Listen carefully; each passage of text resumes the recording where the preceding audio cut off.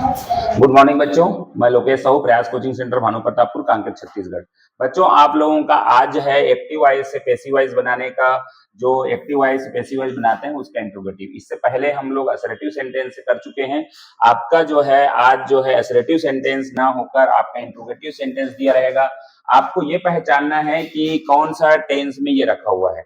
Actual में ये यहाँ पर सिंपल प्रेजेंट में लिख दिया हूं, लेकिन अभी जो आपका क्वेश्चन आएगा, जो एग्जाम में आएगा, उसमें लिखा नहीं रहेगा। तो ये इस तरीके से सिंपल प्रेजेंट टेंस में रहता है, डू या डस रहता है, वो पहचान होता है आपका सिंपल प्रेजेंट टेंस का। हेल्पिंग वर्ब में आपको डू डस मिलेगा, तो ये रहता है। इसका इससे कोई संबंध नहीं है, लेकिन आपको अगर ये मिल गया, आपको देख रहे हैं ये क्वेश्चन मैं सीधा सीधा ले चलता हूँ रूल को मैं बताते हुए।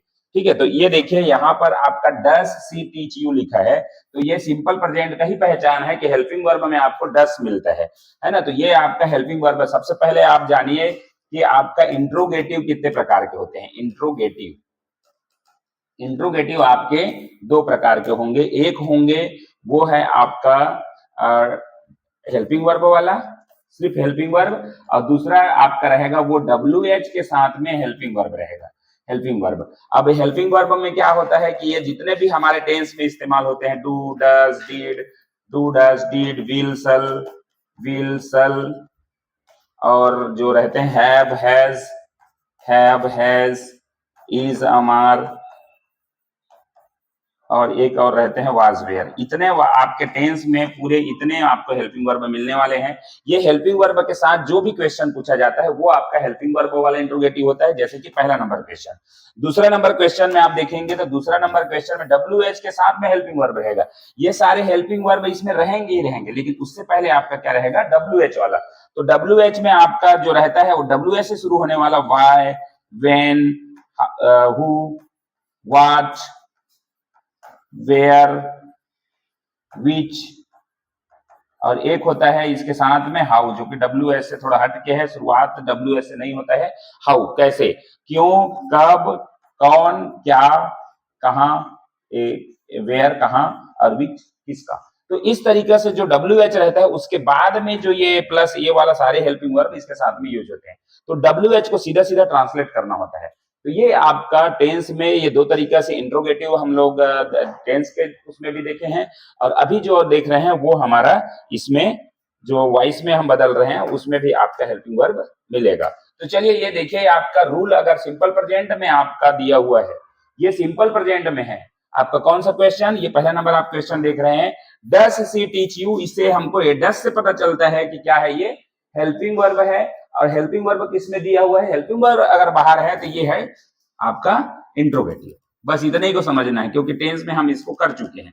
ये इंट्रोगेटिव है। अब इंट्रोगेटिव का आपका रूल आप देखिए, पहला नंबर रोज इज, इसका जो वॉइस बनाना है तो ये जो डू डस के बदले में आपका इज अमार में से कोई एक चुना जाएगा, उसके बाद ऑब्जेक्ट, उसके बाद V3 बाय और सब्जेक्ट।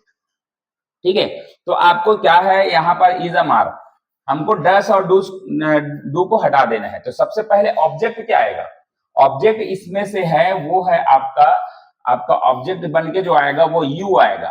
क्या आएगा, यू। तो यू के अनुसार से इसमें से क्या लगेगा, तीनों में से आर लगेगा। तो क्या होगा, ये आर को पहले लिखना पड़ेगा क्योंकि हेल्पिंग वर्ब पहले होगा। पहले हमने गए हेल्पिंग वर्ब के पहले जस्ट गए कि हम इसमें ऑब्जेक्ट क्या लगाएंगे। जब वॉइस चेंज कर रहे हैं तो ऑब्जेक्ट जो है यू के रूप में आएगा, तो यू के साथ में आर लगेगा। उसके बाद क्या लिखा है, ऑब्जेक्ट हो गया। उसके बाद V3 में टीच का क्या होता है आपका टॉट। उसके बाद है बाय, उसके बाद है ये सी का क्या हो जाता है, ऑब्जेक्ट रूप में जब जाएगा तो सी का हर, उसके बाद क्वेश्चन मार्क लग जाएगा।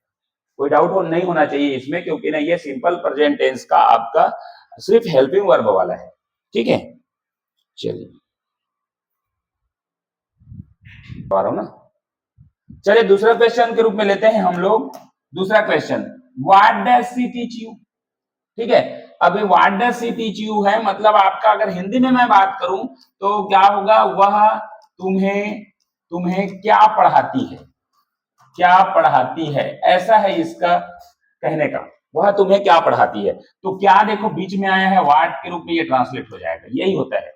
ठीक है, तो अब ये जो है ना आपको क्या होगा, ये जो हेल्पिंग वर्ब के साथ में हम लोग लिखे थे, आपको इसको देखिए थोड़ा सा, इसको क्या रूल था, WH के बाद इज अमार, उसके बाद ऑब्जेक्ट। ठीक है, तो ये रूल आपको यहाँ पर यूज करना है। WH होगा, WH के बाद helping verb plus helping verb में आपका आ जाएगा इज, आर, ये 3 होंगे। उसके बाद है आपका ऑब्जेक्ट आ जाएगा, उसके बाद V3 plus by plus subject, ठीक है, क्वेश्चन मार्क। ये आपका रूल है ये इसको बनाने के लिए, WH को बनाने के लिए। तो ये देखिए WH है तो वाट तो लिखा ही है, वाट को लिख देना है, ठीक है। उसके बाद हेल्पिंग वर्ब है वाट। अब हमको इसके पहले ये हेल्पिंग वर्ब लगाने से पहले आप एक काम करिए कि आप ऑब्जेक्ट को लाइए। हेल्पिंग वर्ब के लिए जगह छोड़ दीजिए। ऑब्जेक्ट इसमें से क्या है, यू है, तो यू लगा दीजिए। अब यू के साथ इसमें से इज, आर कौन सा लगेगा, तो आर लगेगा। यू का जोड़ी आपका आर है, तो व्हाट आर यू, फिर ऑब्जेक्ट हो गया। V3 क्या हो जाएगा, टॉट, उसके बाद बाय है, उसके बाद आपका सब्जेक्ट है। सब्जेक्ट में आपका सी है, तो ऑब्जेक्ट रूप में क्या बन जाएगा, हर बन जाएगा, क्वेश्चन मार्क। ठीक है, समझ में आया होगा। ठीक है, तो ये दूसरा क्वेश्चन था। आपको मैं इतना ये कहूंगा कि आप हेल्पिंग वर्ब का जगह छोड़ दें। यहां पर जिस तरह से मैंने छोड़ा था ना, यहां पर हेल्पिंग वर्ब की जगह छोड़ दें, ऑब्जेक्ट को पहले लाएं।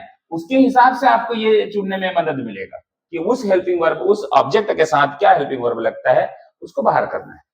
ठीक है, चलिए अगला है इसी का ही है जो अपना प्रैक्टिस के रूप में है। तीसरा number, do you eat mango, क्या तुम आम खाते हो, क्या तुम आम खाते हो। अगर मैं हिंदी में इसलिए लिख रहा हूं क्योंकि कुछ बच्चे हिंदी मीडियम से भी होते हैं। क्या तुम आम खाते हो, ये लिखा है, क्या तुम आम खाते हो। अब देखो क्या पहले है, मतलब डू से ट्रांसलेट हुआ है। अब यहां पर आपको क्या बनेगा, ये वाला जो है इज अमार। तो सबसे पहले मैं कहूंगा कि आपको ये क्या है, तो इसमें से इज अमार में से लेने के लिए आपका मैंगो है, मैंगो ऑब्जेक्ट ग्रुप में आएगा, तो ऑब्जेक्ट को पहले लिख लीजिए। ऑब्जेक्ट को पहले मतलब क्या लिखेंगे, मैंगो, मैंगो लिखेंगे।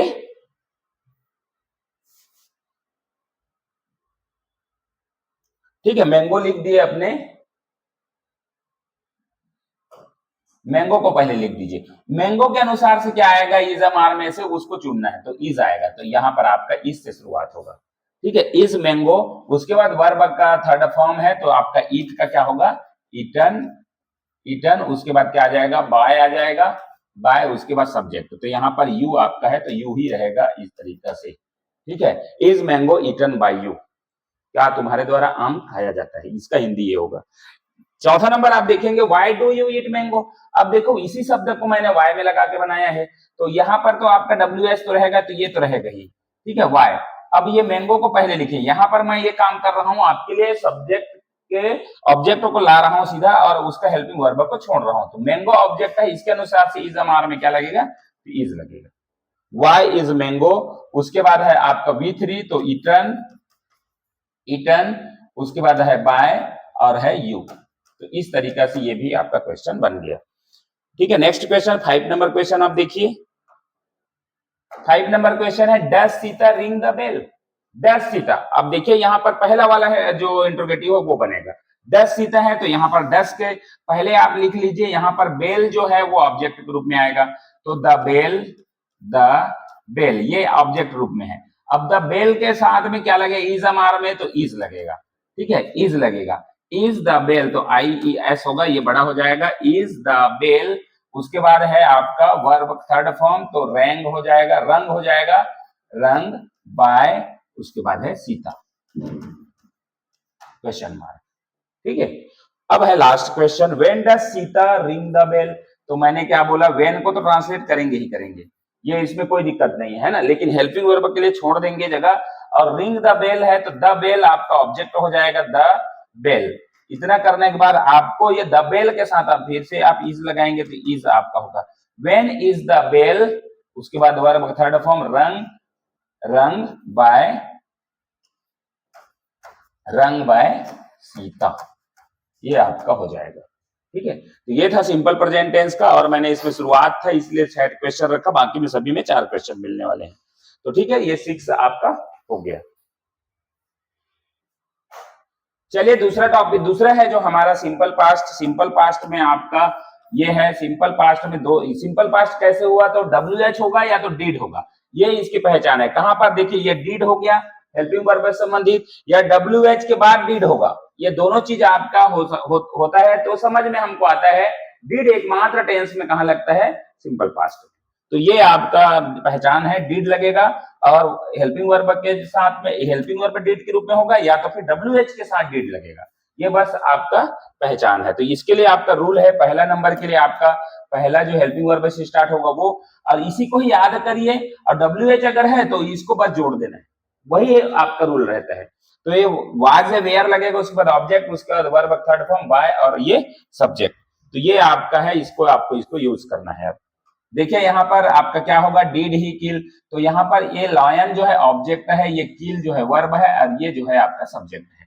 तो हमारा रूल के अनुसार से क्या बोल रहा है, हमको ऑब्जेक्ट को पहले है, तो इसके अनुसार से ए लायन होगा, ए लायन आपका ऑब्जेक्ट है, लायन के अनुसार से वाज वेयर में क्या लगेगा, तो वाज लगेगा। तो ये इसको ध्यान रखिए, ये वाज हो गया, वाज अ लायन ऑब्जेक्ट हो गया। उसके बाद वर्ब थर्ड फॉर्म क्या होगा, तो किल का थर्ड फॉर्म होगा किल्ड।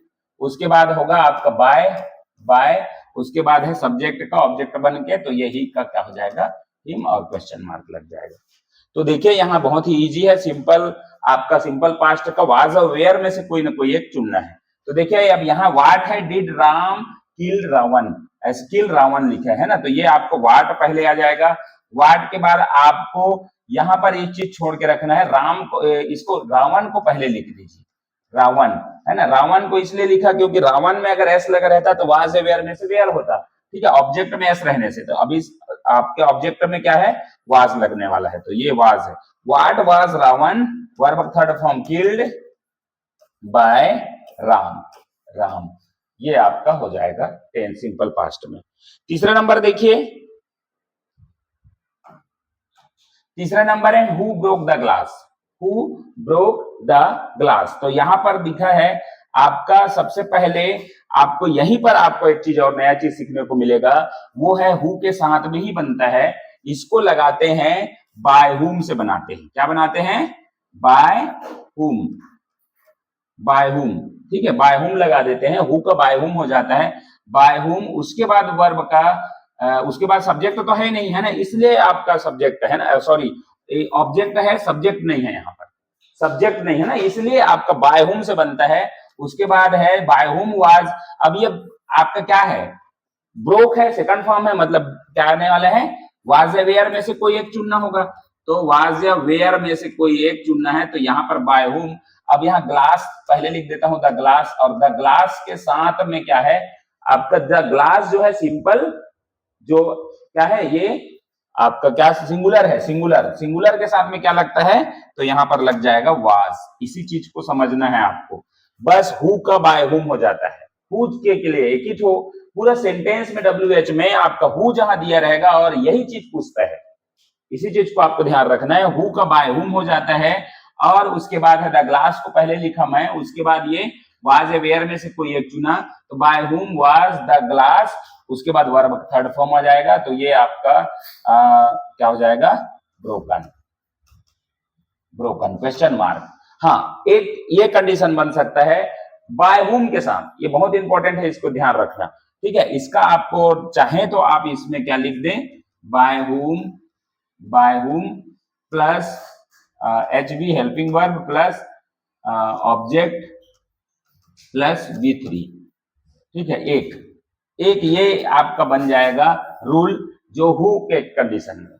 और एक और आप कर सकते हैं, वो है इसका, मान लो बाय को नहीं लिख रहे हैं तो ये बाद में भी आ सकता है, लेकिन अक्सर यही चीज आपको ध्यान रखना है, हुम वाज ऐसा भी हो सकता है, लेकिन यहाँ बाय हुम है तो by whom was the glass broken, इस तरीके से यही बनता है, ठीक है। जब भी और आएगा हु के, हु सिर्फ और सिर्फ हु आता है, उसी का बाय हुम हो जाता है, ठीक है। अब चौथा नंबर क्वेश्चन देखिए, why did she write a letter, तो क्या होगा, व्हाई तो हमको ट्रांसलेट करना ही है, व्हाई।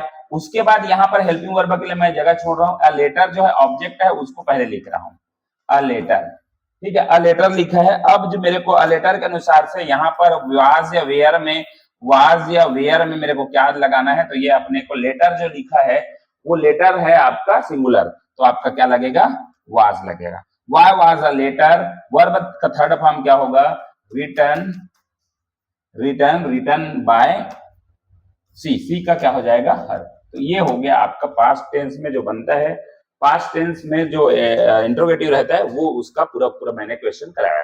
तो ठीक है, इस ये वीडियो थोड़ा लंबा हो रहा है, इसलिए यहाँ पर मैं इस वीडियो को यहीं पर रोकता हूँ, और अगला जो आने वाला है सिंपल फ्यूचर, उसके लिए अगला वीडियो आएगा। तो ठीक यहाँ पर मैं यहीं पर विराम देता हूँ, और वीडियो अच्छा लगा लाइक शेयर कमेंट जरूर करें और चैनल को सब्सक्राइब करें। धन्यवाद।